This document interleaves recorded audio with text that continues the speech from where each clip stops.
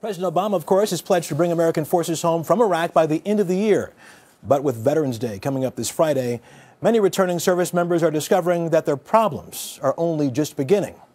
And that's tonight's Sunday Cover, a new program for helping one group of vets cope with the stresses of coming home. I thought I was going to die. I wanted to die.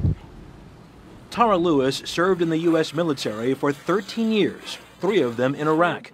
But her biggest battle came when she returned home. I rushed myself back into life, back into taking over the house. When you say you rushed, what do you mean exactly?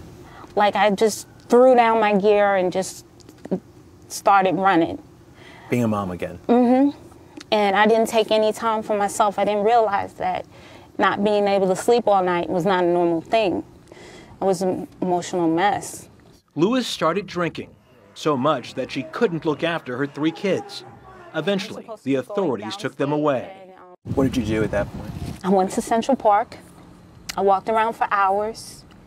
I found a spot by the water, and I took like 30 Ambien and attempted to kill myself. Lewis eventually sought help at the Samaritan Village Women Veterans Program. Nestled in New York's Catskill Mountains, it's the first program of its kind dedicated to helping female vets suffering from substance abuse and trauma. Women need to have a place where they feel emotionally safe to be able to process the kinds of traumas that they have had. They don't necessarily feel comfortable doing that in an all-male or mostly male facility. The all-female facility opened this year.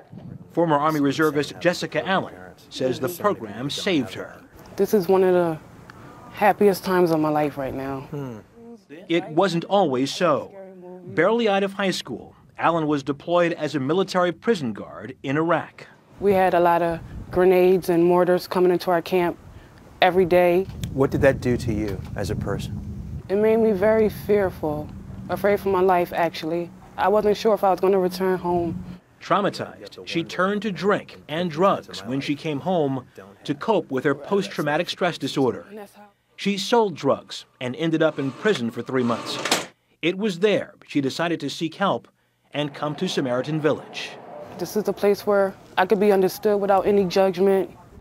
Tara Lewis is scheduled to leave Samaritan Village in 2 months.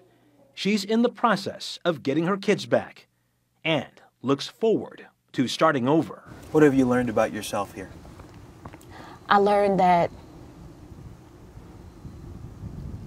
I could be that person I used to be.